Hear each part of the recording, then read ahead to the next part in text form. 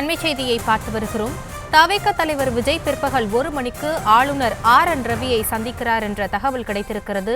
ஆளுநர் ரவியை சந்தித்து கோரிக்கை மனுவையும் விஜய் அளிக்க உள்ளதாகவும் தகவல் வெளியாகியிருக்கிறது.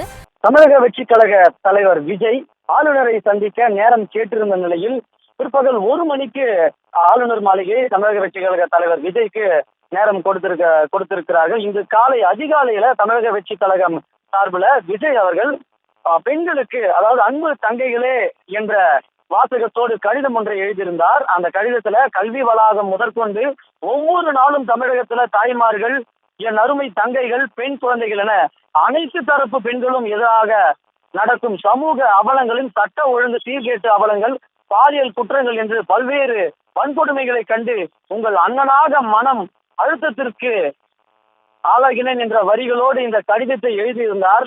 இதனுடைய தொடர்ச்சியாக தமிழக வெற்றி கழக நிர்வாகிகளுக்கு இந்த கடிதத்தை அப்படியே பிரிண்ட் அவுட் எடுத்து மகளிருக்கு, அதாவது மகளிர் கல்வி வளாகங்கள் முன்போ அல்லது பொது இடங்களிலோ மகளிருக்கு இந்த கடிதத்தை கொடுங்கள் என்று உத்தரவிட்டிருந்தார். இதன் அடிப்படையில பிற்பகல் 1 மணிக்கு சரியாக அனைத்து இடங்களிலும் தமிழக வெற்றி கழக நிர்வாகிகள் இந்த கடிதத்தினை மகளிருக்கு கொடுக்க இருக்கிறார்கள்.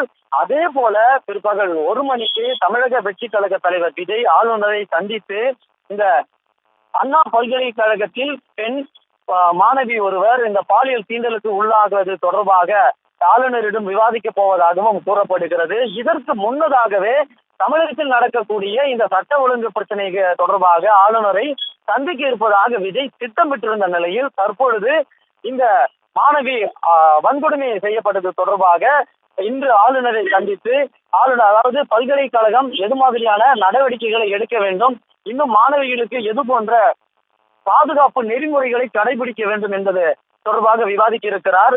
தற்பொழுது, அதாவது கடந்த 1.5 மணி நேரமாக தேசிய மகளிர் ஆணையம் அண்ணா பல்கலைக்கழகத்தில் இந்த மாணவி பாலியல் வன்கொடுமை தொடர்பாக இந்த விசாரணை நடைபெற்று கொண்டிருக்க சூழல்ல இன்னொரு முனையில் ஆளுநர் மாளிகையில் விஜய் ஆளுநரிடம் சந்தித்து இந்த சட்ட ஒழுங்கு பிரச்சனை தொடர்பாகவும் மாணவி பாலியல் வன்கொடுமைக்கு உள்ளாக்கப்பட்டது தொடர்பாகவும் ஆலோசிக்க இருப்பதாகவும் கூறப்படுகிறது.